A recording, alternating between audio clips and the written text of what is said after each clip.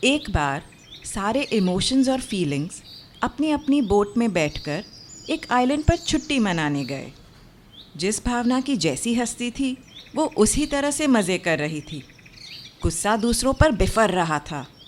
आश्चर्य हर नई चीज़ देखकर उछल रहा था। दुख पुरानी बातों की याद में डूबा था। अचानक से तूफान आने की वार्निंग जारी हुई। इमोशंस में अफरा तफरी मच गई। सब बोट्स की तरफ भागे, लेकिन कुछ बोट्स डैमेज हो चुकी थी और अब यही चारा था कि आपस में एक दूसरे की बोट्स में बैठकर ही बचा जा सकता था। लेकिन लव ने आने में थोड़ी देरी कर दी। कुछ बोट्स निकल चुकी थी, केवल खुशी और दुख की बोट्स ही बची थी। लव और खुशी फ्रेंड्स थे, तो लव ने पहले उसी से पूछा। लेकिन खुशी बोली कि मेरी बोट कमज़ोर हो गई है और तुम्हारा वज़न बहुत ज़्यादा है। मैं तुम्हें ले गई तो साथ में मैं भी डूब जाऊंगी। सॉरी, तुम किसी और से पूछ लो। लव ने सोचा कि मैं तो दुख को अच्छे से जानती ही नहीं। जब मेरी फ्रेंड ने मेरी हेल्प नहीं की तो वो क्यों करेगा भला। डाउट करते करते उसने दुख से पूछा। दुख ने उसे गले लगा लिया और बोला कि मैं तो आज तक इंतज़ार करता रहा कि तुम मेरी तरफ कभी प्रेम से देखो। मुझसे बेहतर कौन जान सकता है कि दुखी होना कैसा महसूस होता है। मेरे दोस्त गुस्सा, एंग्जाइटी, स्ट्रेस हैं जो खुद भी प्यार के लिए तरसते रहते हैं। आओ, हम तुम्हें लेकर चलेंगे। क्या ये स्टोरी थोड़ी अजीब लगी? तो चलिए देखते हैं हमारे इमोशंस हमसे क्या कहना चाहते हैं।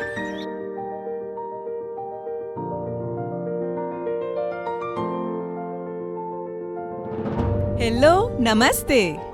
मैं हूँ मोनल जैन और आप सुन रहे हैं मेरा पॉडकास्ट विस्परिंग विजडम, जिसमें हम लाइफ को थोड़ा बारीकी से समझकर उसे और भी खूबसूरत बनाने की कोशिश करते हैं। विस्परिंग विजडम के इस एपिसोड में मैं आप सबको वेलकम करती हूँ। आप सबका इस शो में स्वागत है। आज मेरे लिए एक बहुत ही स्पेशल डे है। आज आप सुनेंगे मेरा 10th एपिसोड। मुझे आज भी याद है वो दिन जब मैंने सोचा था कि मैं ये पॉडकास्ट शुरू करूँगी। अब पीछे मुड़कर देखती हूँ तो तब से लेकर अब तक की जर्नी कोई मैजिक कार्पेट की राइड जैसी लगती है। कभी कॉन्फिडेंस से ऊपर आसमान में होती तो कभी डाउट से भरी नीचे ज़मीन के पास। लेकिन आप सबके सपोर्ट ने मुझे इंस्पायर किया और आगे भी मैं आप सब से ऐसे ही करते रहने की रिक्वेस्ट करती हूँ। साथ ही मैं आपको इनवाइट करती हूँ कि आप इंस्टाग्राम और यूट्यूब के थ्रू मुझे कमेंट्स भेजें कि आगे आप कौन से टॉपिक्स पर कंटेंट सुनना चाहेंगे और मैं क्या इम्प्रूवमेंट्स ला सकती हूँ। चलिए अब आज के टॉपिक में आगे बढ़ते हैं, जो है हमारे इमोशंस को समझने की एक कोशिश। इमोशंस या भावनाएं क्या होती हैं? इमोशन वर्ड आता है लैटिन शब्द मोटेर में से, जिसका मतलब है मूव करना। क्या कनेक्शन है इमोशंस का मूवमेंट से? कोई भी इमोशन का पर्पस होता है हमसे कुछ एक्शन करवाना। कोई भी घटना या सिचुएशन की तरफ हमारे रिएक्शन को इमोशन कहते हैं। ये रिएक्शन एक कॉम्प्लेक्स एक्सपीरियंस है जो हमारी कॉन्शियसनेस, बॉडी के सेंसेशंस और बिहेवियर में एक्सप्रेस होता है। जैसे जब हमें गुस्सा आता है तब ब्लड हाथों की तरफ दौड़ने लगता है ताकि हाथों को ताकत मिले अगर कोई वेपन पकड़कर वार करना हो तो। हार्ट रेट बढ़ जाता है और एड्रेनालिन हार्मोन रिलीज़ होता है हमें एनर्जी देने के लिए। ये सब तैयारियां होती हैं हमें फ़ाइट के लिए तैयार करने की, क्योंकि गुस्से का मेन उद्देश्य लड़कर अपना बचाव करना होता है। इमोशंस बहुत ही इम्पॉर्टेंट हैं क्योंकि हम लाइफ के डे टू डे के छोटे बड़े डिसीजंस काफ़ी हद तक हमारी फीलिंग्स के बेस पर लेते हैं, ना कि सिर्फ सोच के बेस पर। इंसानों में हज़ारों इमोशंस आइडेंटिफाई किए गए हैं, लेकिन इन्हें ज़्यादातर 8 मेन इमोशंस की कैटेगरीज में बांटा जाता है। ये 8 हैं: गुस्सा, दुख, डर, खुशी, प्यार, आश्चर्य, घृणा और शर्म। इमोशंस का एक माइल्ड रूप होते हैं मूड्स। जब हम कहते हैं आज मेरा मूड बहुत अच्छा है, तब हम खुशी के नीचे आने वाले कोई इमोशन का हल्का सा एहसास फील कर रहे होते हैं। इमोशन की इंटेंसिटी ज़्यादा होती है, लेकिन आप कोई एक इमोशन में बहुत देर तक नहीं रह सकते। दूसरी तरफ मूड में इंटेंसिटी कम होती है, लेकिन कोई मूड पूरे दिन या कुछ दिनों तक भी रह सकता है। जैसे अगर कोई बात अच्छी ना लगी हो तो जिस टाइम वो बात हुई उस टाइम पे तो ज़ोर से गुस्सा आता है, बाद में गुस्सा शांत हो जाता है, लेकिन मूड पूरे दिन भी खराब हो सकता है। झुंझलाहट या इरिटेशन हो सकती है। मूड के भी बाद में आता है टेम्परामेंट या स्वभाव, जो काफ़ी लंबे टाइम या पूरी ज़िंदगी भी एक जैसा हो सकता है, कुछ स्पेसिफिक इमोशंस के प्रभाव वाला। लेकिन इतने सारे कॉम्प्लेक्स इमोशंस कहाँ से आए और क्यों हम इनकी गिरफ्त में रहते हैं? क्यों कई बार बुद्धि काम करना बंद कर देती है और अपनी भावनाओं के वेग में हम बह जाते हैं? इनके जवाब हमें ह्यूमन एवोल्यूशन की कहानी में मिलते हैं। लाखों सालों के पीरियड में सिंपल से शुरू होकर कॉम्प्लेक्स स्पीशीज़ डेवलप हुई, जिसमें से इंसान सबसे कॉम्प्लेक्स और इवॉल्व्ड है। हम में और कई जानवरों में कॉमन है एक सिंपल ब्रेन, जो हमारे दिमाग का अंदरूनी निचला हिस्सा है स्पाइन के पास। ये है हमारा इमोशनल ब्रेन, जिसे लिम्बिक सिस्टम कहते हैं। यस, इमोशंस हार्ट से नहीं ब्रेन से आते हैं। हमने हमेशा से इन्हें हार्ट से जोड़कर इसलिए देखा क्योंकि ज़्यादातर इमोशंस महसूस होने पर हार्ट बीट में कुछ चेंजेस आते हैं, जिससे हमने सोचा कि ये हमारे दिल में रहते हैं। तो इमोशनल ब्रेन या लिम्बिक सिस्टम सबसे पुराना ब्रेन है और उसके ऊपर डेवलप हुआ हमारा थिंकिंग ब्रेन, जिसे नियोकॉर्टेक्स कहते हैं। भावनाओं की इम्पोर्टेंस हम इस बात से ही समझ सकते हैं कि वो पहले डेवलप हुई और लॉजिकल माइंड बाद में। टाइम के साथ इमोशनल ब्रेन ने लर्निंग और मेमोरी के टूल्स भी क्रिएट कर लिए और ये दोनों माइंड एक साथ में मिलकर हमारी मेंटल लाइफ बनाते हैं। लेकिन ये इमोशंस इतने ज़रूरी क्यों थे? चलिए एक जोक सुनाती हूँ। एक बार दो दोस्त किसी जंगल में गए। उनमें से एक जानवर प्रेमी था। अचानक से उनके आगे शेर आ गया। दूसरे ने घबराकर जानवर प्रेमी से पूछा, अब जान बचाने के लिए क्या करें? पहले वाले ने कहा, कुछ मत करो, मैं इतना बड़ा एनिमल लवर हूँ। मेरे घर में कई जानवर हैं जो मुझसे प्यार करते हैं। इस शेर को भी मेरा प्यार दिख ही जाएगा। लेकिन शेर ने दोनों पर छलांग मारकर एक ही पंजे से ख़त्म कर दिया। बाद में दोनों स्वर्ग में मिले तो दूसरे ने पहले से पूछा कि तुम तो बड़ी हाँक रहे थे कि शेर मारेगा नहीं, फिर क्या हुआ? तो पहला बोला, दोस्त, बात ये है कि मैं तो जानता था कि मैं शेर से कितना प्यार करता हूँ, लेकिन शेर ये बात नहीं जानता था। आपको फ़नी लगा हो कि नहीं, लेकिन कुछ बातें गौर करने वाली है कि शेर ने उन पर हमला क्यों किया और शेर को आता देखकर उन दोनों को क्या करना चाहिए था। पहली बात तो ये कि शेर को अपनी टेरिटरी उनसे बचानी थी, इसलिए अपने बचाव में उसने हमला किया। ये एक प्राइमल इंस्टिंक्ट है जो सब जीवों में है, हम में भी। दूसरा, उन दोनों को इस सिचुएशन में डरना चाहिए था और डरकर या तो भागना चाहिए था या छुप जाना चाहिए था। यहीं पर उनके डर के इमोशंस काम आते हैं, क्योंकि इमोशंस का जन्म हुआ था हमें सेफ रखने के लिए, ताकि हम जिंदा रह सकें और अपनी जैसी नस्ल को पैदा कर सकें। एंशिएंट टाइम्स में जब इंसान ने खेती करना नहीं सीखा था, तब हम केव्स में रहते थे और हंटिंग करके पेट भरते थे। उस टाइम में हमारी जान को कई खतरे होते थे, जानवरों से, दूसरे इंसानों से और नेचर की अनप्रेडिक्टेबिलिटी से। उस टाइम हमारे आसपास की दुनिया की नॉलेज हम उसे महसूस करके, एक्सपीरियंस करके लेते थे। जैसे खुशी हमें याद रखने में हेल्प करती थी कि कौन सी चीज़ें या सिचुएशंस हमारे लिए अच्छी और सेफ हैं। लव से हम फैमिली और ट्राइब्स में रहकर बच्चे पालना सीखे। गुस्सा हेल्प करता था कि खुद की टेरिटरी को दूसरों के कब्ज़े से बचा सकें। सरप्राइज से हम कोई भी अनहोनी से अपने आप को बचाने के लिए तैयार होना सीखे। जितनी ये सब सिचुएशंस रिपीट होती गई, उतना ही हम अपने सर्वाइवल के लिए बेस्ट क्या है वो सीखते गए, मेमोरीज बनाते गए और इमोशंस और कॉम्प्लेक्स होते गए। धीरे धीरे हमारे नर्वस सिस्टम में उनका इम्प्रिंट गहरा होता गया और कई इमोशंस हमारी ऑटोमेटिक प्रवृत्तियां बन गईं। पर हुआ ये कि इंसान ने इतनी प्रोग्रेस कर ली कि कुछ हज़ार सालों में हमारी फिज़िकल दुनिया पूरी बदल गई। हम केव से सिटी तक पहुंच गए। हम जो जंगलों में उग रही बेरीज खाते थे, उससे खुद उगाकर और फैक्ट्री में प्रोसेस करके अनाज और कितना कुछ खाने लगे। जंगली जानवरों का या कोई और तरह का एक्चुअल जानलेवा डर अब शायद ही किसी की लाइफ का हिस्सा है। इन चेंजेस के मुकाबले एवोल्यूशन बहुत धीरे धीरे आगे बढ़ता है। हमारे इमोशंस जो हमें उस ज़माने के हिसाब से ज़िंदा रखने के लिए बने थे, वो अब भी वैसे ही काम करते हैं, जो आज के टाइम्स की सिचुएशन से बहुत अलग है और हर बार बेस्ट रिजल्ट नहीं देता। कई बार जब कोई इमोशनली टेंस सिचुएशन हो जाए, जैसे दो लोगों का आपस में डिस्प्यूट हो जाना, तो माइंड उसे असली का थ्रेट समझने की गलती कर लेता है। इमोशनल माइंड इमरजेंसी डिक्लेयर कर देता है और उसका एक स्पेशल पार्ट अमिगडाला सारे डिसीजंस को टेक ओवर कर लेता है। थिंकिंग माइंड काम करना बंद हो जाता है। इसे इमोशनल हाईजैकिंग कहते हैं। आपने देखा होगा कि कभी कभी लोग कोई बात पर तर्क वितर्क करते करते ज़ोर ज़ोर से बोलने लगते हैं या हाथापाई पर भी उतर आते हैं। ये उसी का असर होता है। कई क्राइम्स भी इस वजह से हो जाते हैं, जिसे करने के बाद क्रिमिनल को अफसोस होता है, लेकिन उस मोमेंट में उसका रैशनल दिमाग काम नहीं कर रहा था।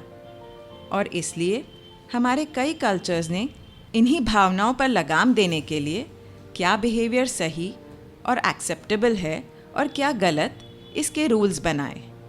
इन्हीं से कई रिलीजन्स और जस्टिस सिस्टम भी शुरू हुए। यही वजह है कि जो इंसान अपने इमोशंस को कंट्रोल में रखता है, कंप्लेन नहीं करता, अपनी फीलिंग्स दबा कर रखता है, कोई भी क्राइसिस में स्ट्रॉन्ग रहकर अपना दर्द बाहर नहीं आने देता, उसे ज़्यादातर समाज में मान दिया जाता है। कोई भी इमोशनल लीकेज जैसे रोना, डिप्रेस होना, उदास हो जाना, इन सब को इमोशनल वीकनेस माना गया है। हम लोगों की इमोशनल स्ट्रेंथ उनके सिचुएशनल रिएक्शन के बेस पर जज करते हैं। हम या कोई और भी अगर इमोशनली अफेक्ट हो जाए तो इसे खुद की कमी महसूस करने लगता है, लेकिन वो अपने आप को एक गलत मापदंड से जज कर रहा है। इमोशनल स्ट्रेंथ इससे नहीं परखी जाती कि कोई सिचुएशन में इंसान कितना अडिग रहा है, बल्कि इसका सही टेस्ट होता है कि बाद में वो अपने आप को संभाल पाता है या नहीं, अपनी हार से उठकर फिर कोशिश करने को तैयार है या नहीं। कोई मोमेंट में इमोशनल हो जाने से कोई वीक नहीं होता, लेकिन अपनी एक हार में, ज़िंदगी से हार जाने में वो सच में इमोशंस का गुलाम होता है। इस माइंडसेट से हमने एक और प्रॉब्लम भी क्रिएट कर ली है। हमने आज के टाइम्स में पॉजिटिव रहो, पॉजिटिव सोचो, हंसते रहो, ऐसे बहुत कोट्स देखे हैं। आपस में लोग एक दूसरे को यही बोलते भी रहते हैं। इससे एक फॉल्स पॉजिटिविटी का माहौल हमने बना लिया है। एक्चुअली में पॉजिटिविटी की ओट में हम में से कई लोग अपनी फीलिंग्स को दबा रहे हैं, उनसे भाग रहे हैं, नेगेटिव इमोशंस फील करने पर शर्म महसूस करते हैं और सिर्फ हैप्पीनेस और पॉजिटिविटी का माहौल क्रिएट करने में लगे हुए हैं। हम में से कुछ तो इन नेगेटिव इमोशंस का अस्तित्व ही ख़त्म करना चाहते हैं। डर, दुख, फ्रस्ट्रेशन, एंग्जाइटी, गुस्सा, डिप्रेशन, गम, सैडनेस, इन सब को नेगेटिव वर्ड से जोड़ दिया है, जबकि सच तो ये है कि ये डिफ़िकल्ट इमोशंस हैं और डिफ़िकल्टी से जीवन में भागा नहीं, उसका सामना किया जाता है। हम इन सारे इमोशंस के साथ पैदा हुए हैं, तो कुछ तो इम्पोर्टेंस होगा इनका। मान लो आपको कोई प्रोजेक्ट फिनिश करने की डेडलाइन मिली हुई है। उसे पूरा करने में आपको स्ट्रेस हो जाएगा और स्ट्रेस आपको एक टेम्पररी एनर्जी बूस्ट देगा, जिससे आप उसे फास्ट और एफिशिएंटली कर सकें। ऐसे ही इन सब इमोशंस का अपना रोल है हमारी लाइफ को ऑप्टिमाइज़ करने में और हमारी इमोशनल हेल्थ में। लेकिन हमें ऐसे इमोशंस को इग्नोर या दबाकर जीने की इतनी आदत हो जाती है कि हमें पता भी नहीं चलता कि हम कब ऐसा कर रहे हैं। बस ऑटो पायलट मोड में जीते रहते हैं और सिर्फ इमोशनल ही नहीं बल्कि फ़िज़िकल हेल्थ में भी इसका असर आता है। जब हम कोई इमोशन से गुज़रते हैं और उसको प्रोसेस नहीं करते, तब उससे रिलीज़ हुए केमिकल्स हमारे अंदर स्टोर हो जाते हैं और धीरे धीरे मेंटल या फिज़िकल बीमारी का रूप ले लेते हैं। हमारी इम्यूनिटी भी कॉम्प्रोमाइज़ होने लगती है। जाने माने ट्रॉमा और स्ट्रेस स्पेशलिस्ट डॉक्टर गाबोर माते कहते हैं कि कि scleroderma, rheumatoid arthritis, cancer, colitis जैसी बीमारियों के कई केस स्टडीज़ में उन्होंने कॉमन फैक्टर यही पाया है कि पेशेंट ने अपने इमोशंस को सप्रेस कर रखा था। लेकिन ये इमोशंस को दबाना हम कहाँ से सीखे? जब कोई बच्चा गुस्सा करता है या रोता है तब वो अपनी सेफ फील करने की नीड एक्सप्रेस कर रहा होता है, लेकिन उसके आसपास के लोग, खासकर के माँ बाप, उसे ऐसा करने से रोक देते हैं। कहते हैं गुस्सा करना गंदी बात है। टाइम के साथ वो इस बात को अपना लेता है और अपना गुस्सा बाहर एक्सप्रेस करना छोड़ देता है, या अपनी मन की बात भी शायद एक्सप्रेस नहीं करता कि कहीं उसे ठुकरा न दिया जाए, क्योंकि उसने देखा है कि यही सब करते हैं और इसी को एक्सेप्टेंस मिलता है। यही वजह होती है कि आपस में रिलेशनशिप्स में भी प्रॉब्लम आ जाती हैं। तो क्या हमें बस अपने इमोशंस को हावी होने देना चाहिए? क्या इससे समाज का बैलेंस नहीं बिगड़ जाएगा? बिल्कुल नहीं। इमोशंस को ना बढ़ा चढ़ा कर ड्रामा क्रिएट करना चाहिए, क्योंकि ऐसे में भी हम अपने आप को उस इमोशन की फीलिंग में ज़बरदस्ती रख रहे हैं, और ना ही दबाना चाहिए। इसका सल्यूशन है इमोशनल रेगुलेशन। हम केवल बिहेवियरल रेगुलेशन पर ध्यान देते हैं। हम सोचते हैं कि अगर हमारा या किसी और का बिहेवियर सही है तो सब सही है, लेकिन इससे हमारी इमोशनल स्थिति में चेंज नहीं आता, क्योंकि वो तो हमारे मन के अंदर है। वो चेंज आता है इमोशनल प्रोसेसिंग से। इसमें सबसे पहले अपने इमोशन की तरफ ध्यान खींचकर उसे आइडेंटिफाई करते हैं कि एग्जैक्टली क्या महसूस कर रहे हैं। उसे ठुकराना नहीं है, ना ही अपने आप पर शर्म महसूस करनी है कि हमने ऐसा सोचा, कि हमने ऐसा महसूस किया। बस उसे देखना है। फिर बिना अपने आप को जज किए ये जानने की कोशिश करते हैं कि ऐसा क्यों महसूस हो रहा है। हमारे इमोशंस की चाबी हमारे अंदर ही छुपी होती है, और हम हमेशा ये मान लेते हैं कि वो दूसरे इंसान के बिहेवियर या सिचुएशन में है।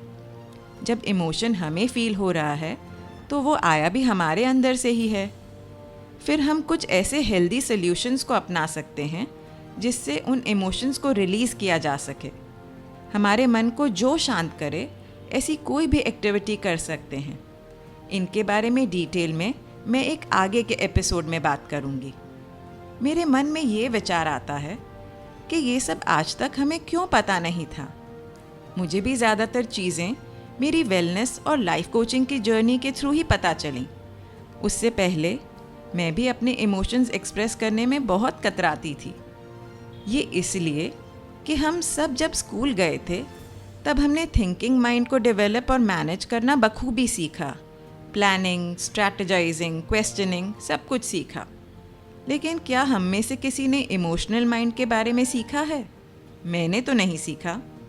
दुनिया ने IQ यानी इंटेलिजेंस कोशेंट की तरफ ही ध्यान दिया, और EQ यानी इमोशनल कोशेंट को काफ़ी देर से समझा, और आज तक भी हमारे स्कूल्स में हार्डली कुछ किया गया है। ये वैसा ही है जैसे कोई सब्जेक्ट के बारे में बिना कुछ जाने पढ़े उसकी एग्ज़ाम दे दो रियल लाइफ में, और फेल होने पर अपने आप में ही दोष ढूंढो। और जब कोई इस तरह की मुश्किल से गुज़रता है, चाहे वो मेंटल हेल्थ की हो या फिज़िकल या रिलेशनशिप्स में, तो कोई बाहरी हेल्प जैसे फैमिली और फ्रेंड से सपोर्ट हो या कोई एक्सपर्ट की गाइडेंस हो, उससे कतराता रहता है ताकि उसे फेलियर का लेबल ना दिया जाए।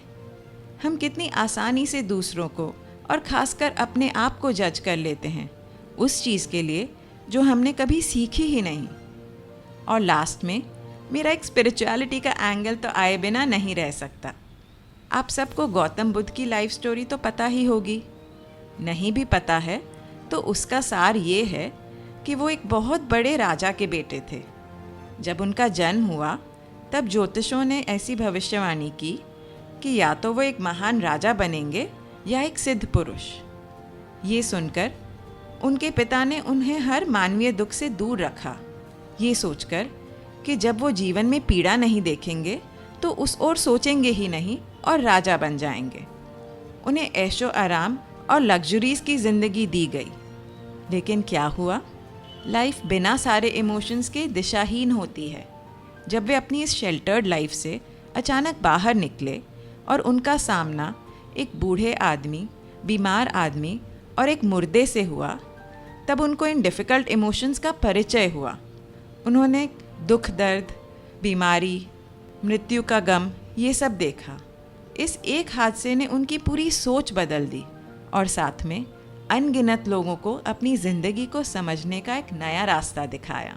इस एपिसोड को सुनने के लिए मैं आप सबको थैंक यू कहना चाहती हूँ। अगर इनमें से कुछ विचार आपको अपने से लगे, कहीं मन को छू गए, तो आप मुझे मैसेज कर सकते हैं इंस्टाग्राम या फेसबुक पर। मेरे बारे में और जानना हो तो मेरी वेबसाइट पर आप देख सकते हैं। इन सब की डिटेल्स नीचे डिस्क्रिप्शन में मेंशन की गई हैं। आप जिस भी ऐप पर मुझे सुन रहे हैं उस पर मुझे 5 स्टार रेटिंग देना मत भूलिएगा। और अगर आपको मेरी बातें अच्छी लगें तो मेरा शो सब्सक्राइब भी कीजिए। विजडम एक सागर की तरह है जिसमें जब जब हाथ डालो तब तब एक सुंदर मोती मिलता है, लेकिन उस मोती की चमक कोई एक के लिए नहीं, पूरी दुनिया के लिए है। और इसे जितना शेयर करो उतना ही इस मोती की चमक बढ़ेगी। इसलिए मेरा पॉडकास्ट अपने आसपास, अपनी फैमिली, फ्रेंड्स, कलीग्स सबके साथ शेयर कीजिए और इस विस्परिंग की चेन को बढ़ाते चलिए। अगर करनी हो जीवन को समझने की कुछ बातें तो करते रहिए मुलाकातें।